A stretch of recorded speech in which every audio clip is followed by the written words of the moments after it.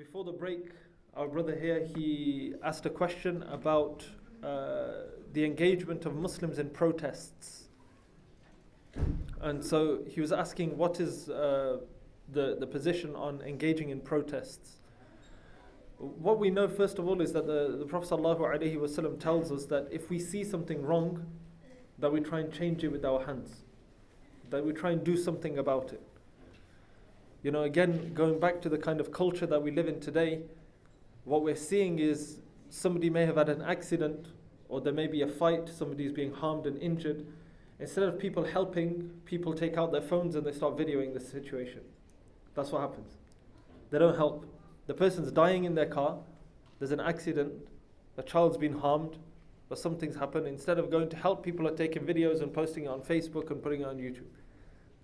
The way of the Prophet ﷺ, like the example that Imam Khalid Hafidhahullah gave of that old woman, she was walking out of Makkah al-Mukarramah, she was carrying her bags, he helped, he engaged.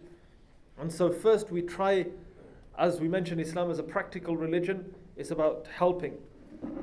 And so what has to happen, and this links to the last lesson that we will be going through, and that is about the Prophet ﷺ in Makkah al-Mukarramah, that peaceful protests are permissible. Peaceful. Expressing your dissatisfaction or your disagreement with something in a peaceful manner according to the rules of the country, that is fine. But people shouting and screaming and breaking things and burning flags and burning like effigies of people and models of people, that is not the way of Islam.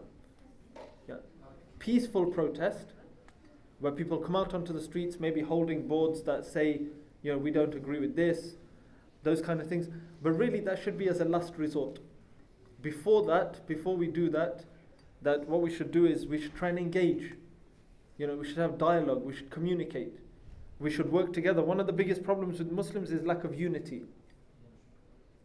Lack of unity, that when we have a problem and we're trying to resolve an issue, that we don't come together as one Muslim group and then try and resolve the issue.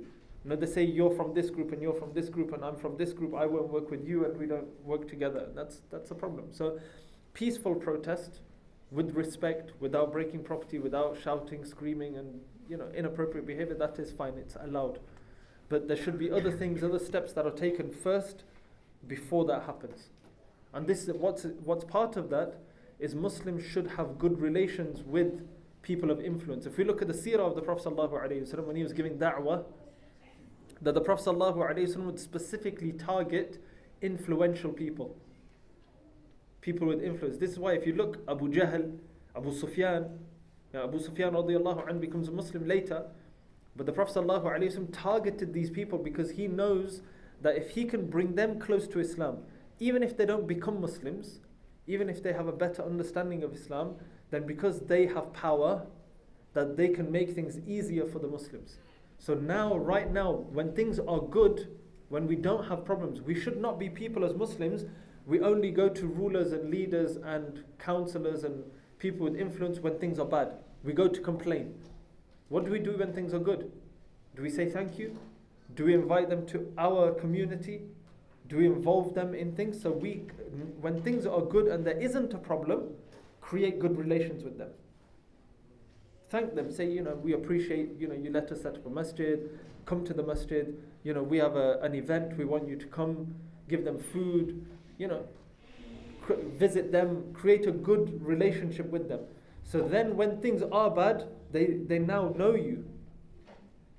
And when you speak to them, it has greater influence now. Because they know you on a personal level. They know that you're not just complaining for no reason. They know you on a personal level. They know that, you know, this is the problem that they are causing within your community, and it's a greater way of creating influence. So we should create those links with those people, you know, inshallah.